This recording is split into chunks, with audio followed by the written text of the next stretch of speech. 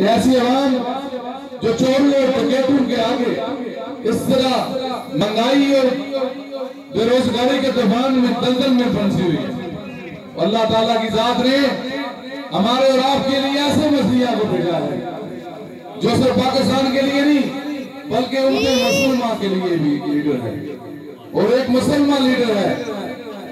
ऐसा लीडर आपने कहीं सुना है क्या, देखा है, जिसने कौम मुत्तहिदा में पूरा मुकदमा पेश किया?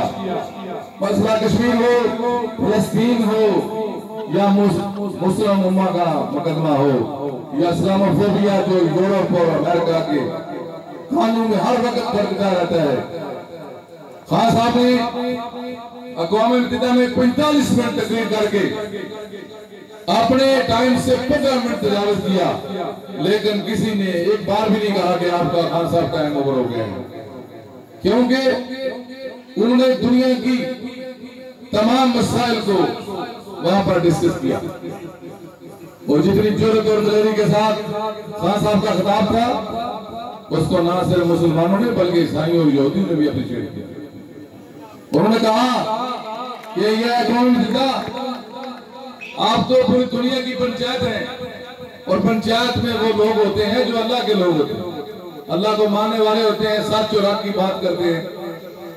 तो उन्होंने कहा कि आप जहां पर ईसाइयों का कोई मसला हो, उनकी हक आजादी राय का मसला हो, तो आप दिनों में इंडोनेशिया का एक जजीरा था, आप लोग भी जानते हैं सब लोग, वहां पर ईसाइयों की तादाद थी ज्यादा, तो वहां उन्होंने मुसलमानों से वो जजीरा जो है आजाद करवाया, इनको अलग वतन दिया जाए, इनकी आबादी ज्यादा है।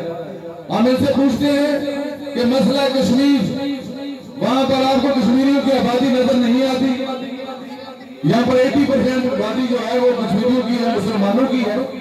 फलस्तीन जो मुल्क है वो मुसलमानों का है, वहां पर यहूदी बस्ती जो बसाई गई है, क्या वो आपको दौरा म्यार नजर नहीं आता? इस दौरे म्यार को उन्होंने पूरी दुनिया में, इमरान खान ने ये कहा कि हम आपके दौरे म्यार को नहीं मानते, और कौम मुत्तहिदा नोट कर ले, कहीं ऐसा ना हो कि हमें अपनी कौम मुत्तहिदा खानी पड़ जाए मुसलमानों को।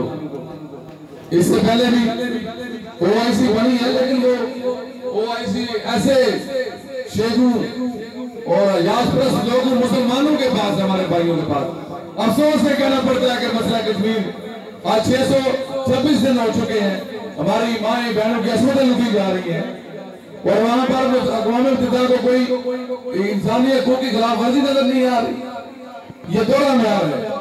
मैं समझता हूँ इंसानियत के नाम पर पूरी दुनिया पे हुक्मरानी करने वाले और अपना शुजाअत का जो सिंबल है वो बताने वाले हमें ये बताएं कि ये इंसान नहीं है क्या? मुसलमान जो कश्मीरी है, फलस्तीन वाले मुसलमान जो इंसान नहीं है क्या?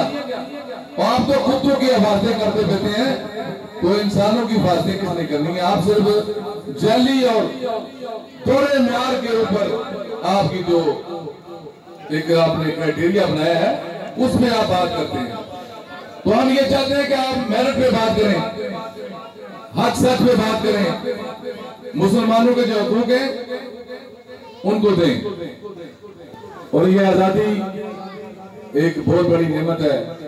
हमारे लीडर कायद आज़म ने, आज हम जिस आजादी से ये बातें कर रहे हैं, तकरीरें कर रहे हैं, लीडर हैं हम। आज मैं इलेक्शन लड़ रहा हूँ, इंजीनियर साहब भी इलेक्शन लड़ चुके हैं, और आप लोग भी इलेक्शन लड़ रहे हैं, बलदियाती लड़ रहा है कोई, एमपी का, सूबाई, कौमी। मैं समझता हूँ कि ये आजादी अल्लाह ताला के बाद हमारे लीडर कायद आज़म ने, उन्होंने ये सोचा बनिए में रह के, जब वो भारत ला कर इंग्लैंड में पढ़ रहे थे और उसके बाद भारत ला करके अपने मुल्क वापस आए और वकालत शुरू कर दी मुंबई में, तो उन्होंने देखा सबसे पहले उन्होंने कांग्रेस की जमात जो है वो ज्वाइन की। उन्होंने कहा कि हमने बड़े सिगिर के लिए काम करना है, वो बड़े सिगिर के लिए काम करना शुरू कर दिया, और हिंदुओं के साथ मिलकर उन्होंने अपनी जमात में काम किया। जब हिंदुओं के साथ वो काम कर रहे थे, उनको महसूस हुआ कि ये बढ़िया जो है ये हमारे मजहब इस्लाम के खिलाफ है, हमारे कल्चर के खिलाफ है, हमारी किसी चीज को मानने के लिए